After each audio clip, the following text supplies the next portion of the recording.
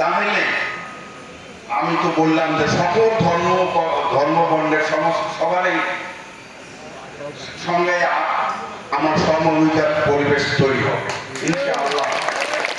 এবং আমাদের কাছে মানে একদম স্পষ্ট ভাষায় আমি বলতে চাই যে আল্লাহ, আপনারা জানেন যে আমি একজন ব্যবসায়ী মানুষ, আল্লাহ আমাকে প্রচুর দিছে, আমি মনে করব আল্লাহর কাছে লাখো শুকরিয়া। তাই আমি আপনাদের কাছে আমি আজকে ওয়াদা করতেছি যে আমি নির্বাচিত এমপি নির্বাচিত হইলে আপনাদের এই গরিবের কোনো হক মেরে আমি খাবো না ইনশাআল্লাহ। এ কথা দিলাম আমি আপনাদের। আমি উপজেলার একটা গাড়ি 10 বছর ব্যবহার আমি করছি, তাই এই গাড়িটা দিয়েই আজ আপনাদেরকে উদাহরণ দেই যে অন্য অন্য উপজেলার চেয়ারম্যানের গাড়ি, তার ছেলে বউ, তার বেটা, তার ইয়া সবাই যখন যে পায় ব্যবহার করত, কিন্তু আমার এই গাড়িটা যে ছিল আমার কাছে 10 বছর, আমি সারা কোনোদিন ওই গাড়ি একক অথবা আমার ছেলে বা আমার বউ বা আমার বেটি কেউ কোনোদিন এককভাবে ব্যবহার করতে পারে না। এটা কেউ জলঢাকার কোনো মানুষ বলতে পারবে না যে এই গাড়িটা নিয়ে তার ছেলে আজকে অমুকখানে গেল, তার বউ অমুকখানে গেল।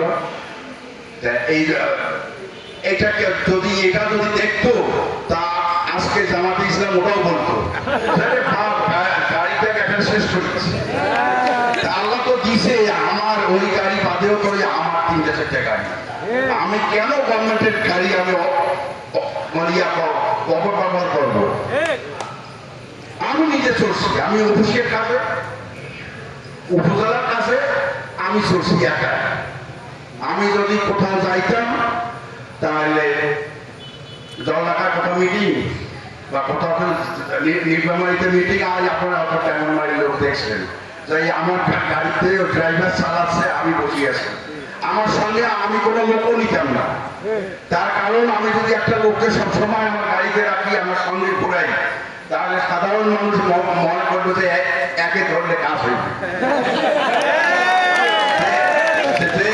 এর কথা চেয়ারম্যান সাহেব শুনবে, তার তখন ওকে ধরবে। আমি এই জন্য আমি একটা দাওয়াতের বাড়ি গেলে আমি ওই ড্রাইভার আমি ছাড়া, কেননা উপজেলা বহু গরিব মানুষ বিয়ের দাওয়াত দেয়, আমি ওই আমার ড্রাইভার ছাড়া আমি কাউকে নিয়ে যেতাম না। আমার চিন্তা হলো যে ওই বেচারা গরিব মানুষ দাওয়াত দিছে, আমি যদি 5জন 7জন 10জন নিয়ে যাই তাহলে তো ও বেচারার অবস্থা শেষ। যেটা নাম না বলি, আমাদের জলঢাকার আমরা দেখছি যে আমি হয়তো একাই গেলাম, ড্রাইভার সব খাইলাম, 5,000 দিলাম বা 2,000 দিলাম, যাই দিলাম অত দিলাম। আর এমনও নজির আছে যে 10জন 15জন খায়া 3,000 টাকা দিয়া চলে এসে খাওয়ার পয়সাও দিল। এই জন্য আমি কোনো অপব্যয়টাকে আমি পছন্দ করি না, এই জন্যই তাদের মনক্ষুণ্ণতা।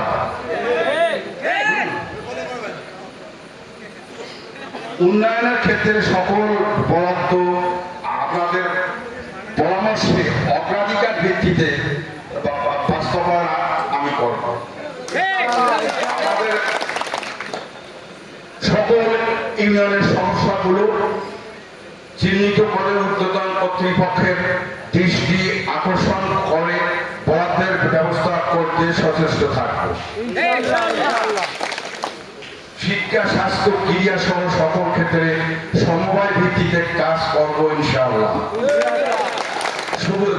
যুব সমাজের ক্ষতিকর কোন মাদক, জুয়া, ক্যাসিনো ইত্যাদি সবকিছু প্রশাসনের সহযোগিতা নিয়ে বন্ধ করার চেষ্টা করব।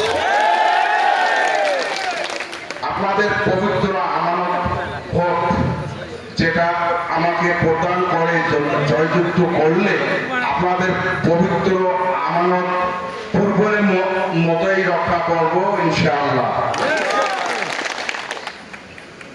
আপনারা এরপরে মানে হয়তো আরো সভা সমাবেশ হবে।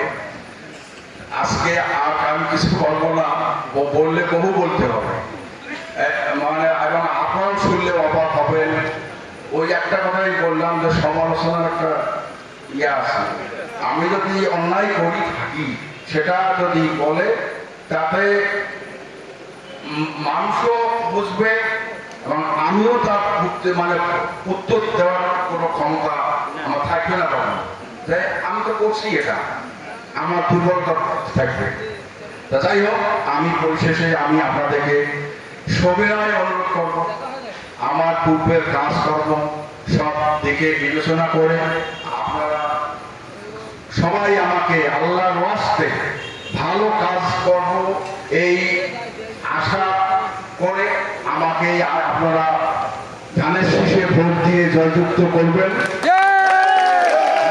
এই বলে আমি আমার বক্তব্য শেষ করছি।